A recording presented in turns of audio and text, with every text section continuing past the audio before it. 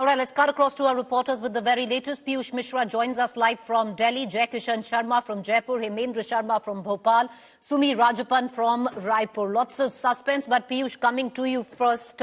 Give us details. Observers have been fixed, and what we have been given to understand, Sunday is when we should know the three names. Well, certainly, remember that yesterday itself, India Today was the first channel to have broken out that the names of observers would be announced by today, and that has happened. Top leaders of Bharatiya Janata Party, including Rajnath Singh, Manoj Khadar, Sarwan Sonowal, Arjun Munda, they have now been named as the central observers by the party, and they will be flying to these three different states either by tomorrow or day after tomorrow. What sources are telling us is that the leader of legislative party of Madhya Pradesh is going to take on Monday at around 4 o'clock. Before that, these leaders who are flying there, the observers who are going there, they will be meeting them. In fact, sources are also telling us that the list of probable chief minister has already been finalized. Only the final stamp needs to be done, and before that, meetings are taking place. The views of MLAs are going to be ascertained by these leaders.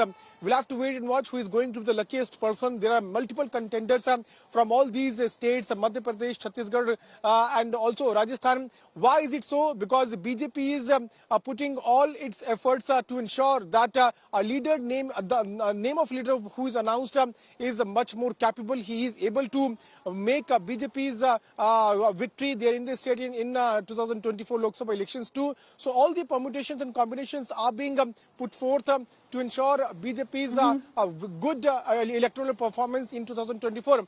We know as to how meetings have taken place in national capital, hectic parleys have taken place in parliament and in outside parliament. PM Narendra Modi and Amit Shah have held multiple meetings, and after that the names have been decided. We'll have to see how the further processes are being followed to ensure a smooth announcement of the name of chief minister in these three important states.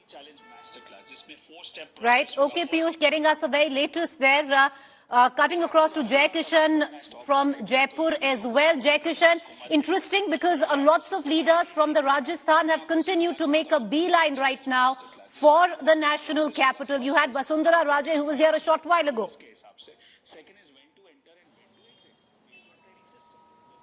Well, pretty, while the suspense over who will become the next chief minister continues in Rajasthan, the appointment of Rajnath Singh as observers has boosted the morale of Vasundhara camp, because in her camp it has been said that Vasundhara ji has very good equation with Rajnath Singh. So the appointment of Rajnath Singh, and what sources have told us that yesterday when Vasundhara Raje met JP Nadda, she had demanded that a fair observer should be sent to Rajasthan, because a lot of conspiracy is being played against her. Allegations were leveled against her son Dushyant Singh, who is also a member of parliament, that he forcefully abducted few MLAs and they were staying in the hotels associated with Congress party. So amid all the speculations of who will become chief ministers and allegations on Dushyant Raje of forcefully abducting these MLAs, the appointment of Rajnath Singh has definitely boosted morale of the Vasundhara camp. She more than 40 MLAs met her few days ago. After that, she went to Delhi and met JP Nadda, and also what we are picking from our sources is that she also met Amit Shah. So her morals are high. She is claiming that she is with the party, but her sources, her people close to her clearly states that she wants to become chief minister, and around 50 MLAs are with her. However, there are more names in the fray to become the next chief minister of Rajasthan, like Diya Kumari, Gajendra Singh Shekhawat, Ashwini Vaishnav, and many more. But a fair amount of Jai Kishan shadow boxing which is going on right now. At one end, you'll have every political leader who's going to come out and say that we are a loyal worker of the party and we'll accept any decision and not fall out of line. But there's enough political muscle flexing in terms of optics that have happened. And one thing is very clear this time, and Hemendra, I'm going to bring you in on this.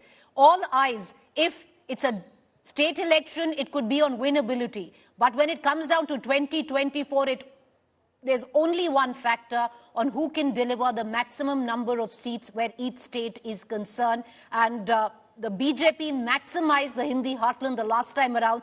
They can't afford to lose a single seat. So what does it look like in that context where Madhya Pradesh comes into question? Well, in 2019, Madhya Pradesh won 28 out of 29 seats for the Lok Sabha elections. This time around, Shivraj Singh Chouhan is saying that he's going to deliver all 29 seats. Kailash Vijayvargiya has seconded his statement, saying we are all with Shivraj Singh Chouhan as far as winning those 29 seats are concerned. But we must remember that these elections, that is 2023 assembly elections, were held in the name of Prime Minister Narendra Modi, and the verdict is there in front of us. Such a massive victory has been delivered. When Prime Minister Modi is going to contest for himself, the results would obviously be slightly better. That's the perception going around. That's what people are talking about. So Prime Minister Modi would tick the right boxes all the time, and particularly in preparation for those elections. But he doesn't really need anyone's assistance or help, or he can't be blackmailed, or he can't be pressurized on that account. So all these leaders who are running or who are contenders for this top post, they are presenting their case before the top leadership of the party in the best possible way in which they can. And that's the way Shivraj Singh Chouhan has presented his case, even though all the while he has maintained that he's not a contender for the top post. Other contenders are there. Narottam Mishra was at one point in time a contender, but he lost the elections. Now, Narendra Singh Tomar is a contender, but during the run-up to the elections, a video of his son came out, and now his posters have also been put up in Gwalior, where he's being addressed as boss. There is Prahlad Patel, who comes from the OBC community. He's meeting people over here in Bhopal. He also went to the state Vidhan Sabha today and presented his certificate, the winner's certificate, to the Secretariat. Right. So all these people are trying to present their cases. They're talking to each other, but no one really knows what will happen when the observers would come here and they would talk individually to all the legislatures and thereafter communicate the High Command's decision to them. Well, interesting. Prahlad Patel is a name which is coming in. Of course, will the BJP go with Shivraj Chouhan? But ultimately, will there be deputy chief ministers as well? We have been given an indication that that could very well happen. Sumi Rajpan, I want to bring you into this conversation. 11 Lok Sabha seats where it comes down to the state of Chhattisgarh. The BJP maximized it in 2024. They need to make sure that nothing goes out of place where that verdict is concerned.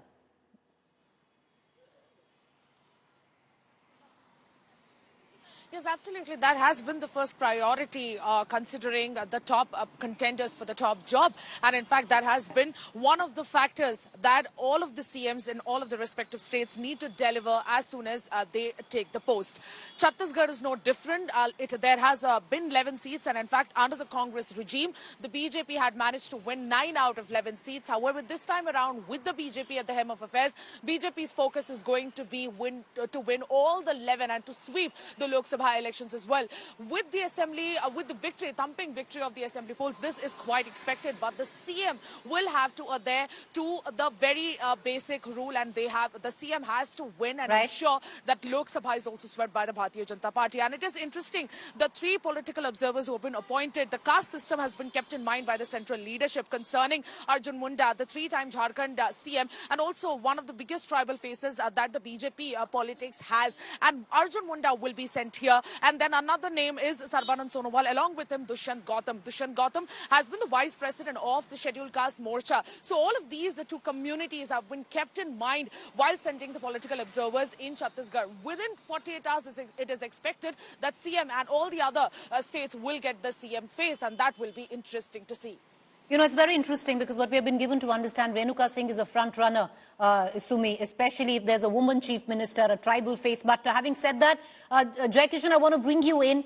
By Sunday is when we should know the name. There's a CLP meet where the Rajasthan unit is in question. And hopefully Rajasthan should have a chief minister by Sunday evening. Is that what you're being given to understand?